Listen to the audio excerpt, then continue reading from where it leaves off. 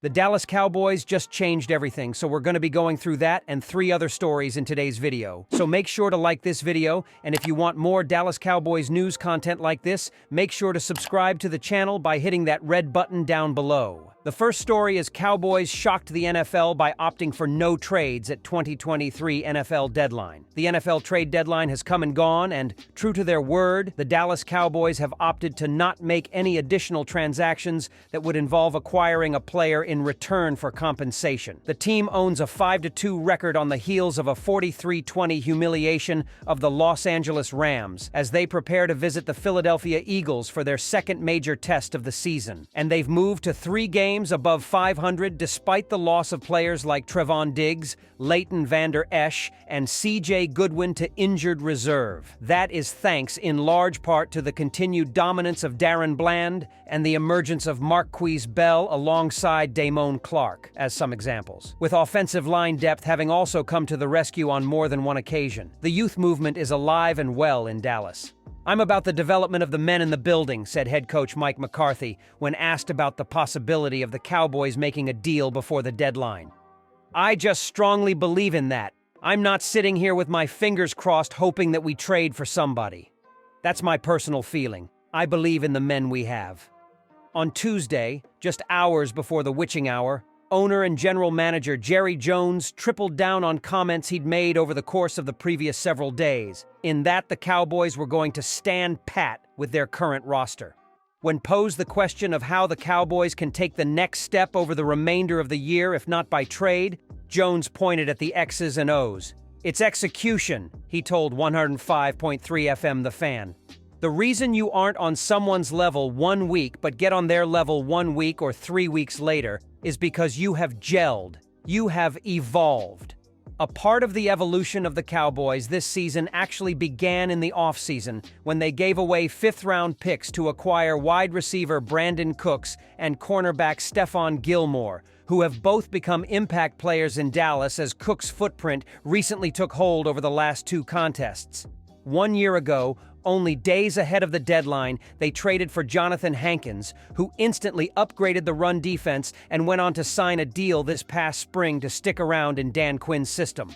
From there, it's been the usual cornerstone players that have helped the team overcome adversity in complement to developmental talent that has taken a huge step forward when thrown into the fire. It's for those reasons they feel they currently have everything they already need. For as long as execution remains what it was against the Rams, the Cowboys' most complete game of the season. And so, as noted, they stood pat. 1 year ago, the Cowboys parted with a 6th-round pick ahead of the trade deadline to upgrade their defensive line rotation by adding Jonathan Hankins. Why didn't the club make a comparable move ahead of Tuesday's deadline? Well, it didn't have a 6th-round pick in this draft to trade, or a 4th or 5th-rounder for that matter. Those who equate action with success will be disappointed by the Cowboys' inability to make a deal. How could Dallas not upgrade the roster heading into the final 2 full months of the regular season? San Francisco acquires defensive end Chase Young from Washington for a mid-round pick, and the Cowboys sit idly by? Does Dallas not care about the postseason? That's one narrative. The more accurate one is that the franchise made its moves months ago and has the benefit of those players for an entire season, not just part. The Cowboys gave up a 5th-round pick on March 15th for corner Stephon Gilmore. 4 days later, the team sent a 5th-round pick and a 6th in next year's draft to Houston for receiver Brandon Cooks. Dallas sent a 4th-round pick in next year's draft to the 49ers in August for quarterback Trey Lance. That's 2 quality veteran starters and a developmental quarterback for 3rd-day draft picks. That's a strong return on investment. Imagine what the Dallas secondary would have looked like after the season-ending injury to Trevon Diggs if the club didn't already have Gilmore in the fold. Not only would the Cowboys have been forced into the trade market at that point, but the club would have likely had to overpay. The Cowboys don't have a 4th, 5th, or 6th-round pick in the April draft. Those are the types of trades the front office likes to pull off at this stage of the season, not the big splashy moves. Would it have been nice for Dallas to acquire a marquee player at the deadline? Sure. But at what cost? Substantial contracts are on the horizon for Micah Parsons, CeeDee Lamb, and Dak Prescott. The second story is Dallas Cowboys continue the NFL best home win streak. The first Cowboys game to be played inside what is now called AT&T Stadium ended with a Dallas loss, and the opposing quarterback famously signing the locker room wall as a christening. Oh, how times have changed. The Cowboys now own the longest home win streak in the NFL at 11 games, thanks to Sunday's 43-20 blasting of the Rams at the house that Jerry built. It took a while. The team went just 8-8 over their first 2 seasons playing there. But the Cowboys finally seem to have a legitimate advantage when on their home field. Winning at home is really one of the oldest formulas in pro football, head coach Mike McCarthy said after the Week 8 win that was attended by 93,448 fans. If you take care of your home turf, you win your home games, you're going to probably be where you want to be at the end of the year. The team has drawn over 93,000 for each of its 3 home appearances this season, by far the largest of a age in the League. And in those games, the Cowboys have won all 3 contests by a combined score of 111-33. Sunday's halftime ceremony welcoming franchise icon DeMarcus Ware to the Ring of Honor certainly helped the gate numbers, but it also gave the players a big boost coming out of their bye week. "I thought our home crowd was unbelievable at the kickoff," said McCarthy. "There's not too many noon games where you see the crowd, the towels, the whole 10 yards.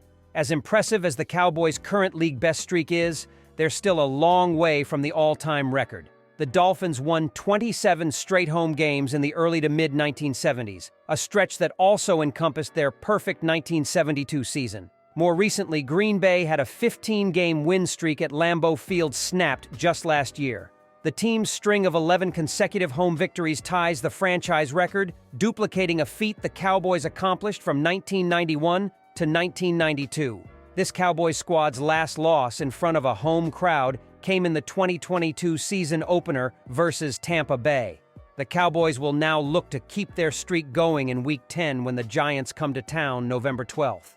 That game will fall within a cluster of home dates over the next month and change all golden opportunities for McCarthy's Cowboys to gain some serious ground toward a more favorable NFC playoff seeding. "To have 4 out of 6 at home," he explained, "we've got to make sure we take care of these home games." It's easier said than done. Just 8 weeks into the 2023 season, only 3 teams still have an unblemished record at home. In the AFC, Miami stands alone. And with a win next Sunday on the road in Philadelphia, the Cowboys would spoil the Eagles' so-far perfect home cooking.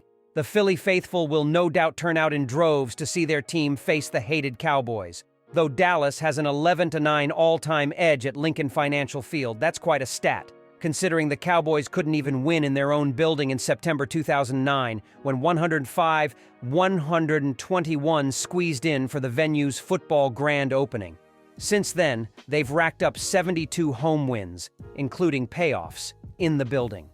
And although their all-time winning percentage at AT&T is just a modest .595, it's really the victorious results they've seen in the last 11 home games that this team is interested in building off of. "We take major pride in it," defensive end DeMarcus Lawrence said.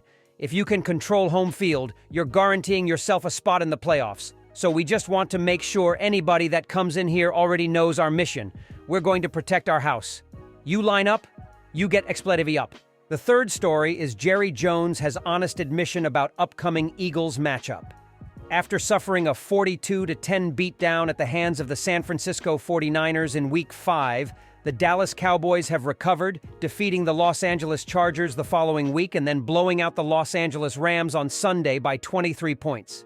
They have a strong 5-2 record, but they're still looking up at the Philadelphia Eagles, who are at 7-1 and, in the minds of most, a superior football team. Dallas will travel to the Delaware Valley to play the Eagles this coming Sunday in what should be a big statement game for both teams. Owner Jerry Jones might be feeling a bit scared, as he said he won't comment on the contest because he doesn't want to poke the bear, per Dov Kleiman. While the Cowboys are certainly a good team, Philly appears to be on a different level, at least right now. The Eagles are 3rd in points scored and 2nd in total yards, and they have scored over 30 points 4 times already this year. While quarterback Jalen Hurts has thrown 8 interceptions already this season, he also has 13 touchdown passes, 2,140 passing yards, and a 68.4% completion rate. On Sunday against the Washington Commanders, he threw 4 touchdown passes and went 29 of 38 overall in what was likely his best game of the season.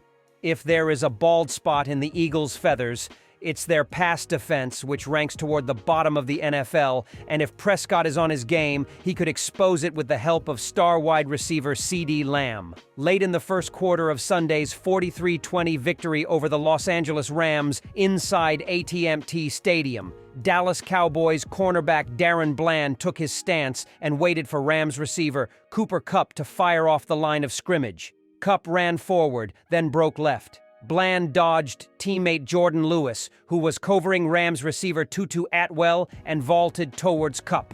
Moments later, the 24-year-old Bland was in the end zone, pointing to the sideline and posing in front of cameras with teammates by his side. The pick six was Bland's third this season, the most in the NFL.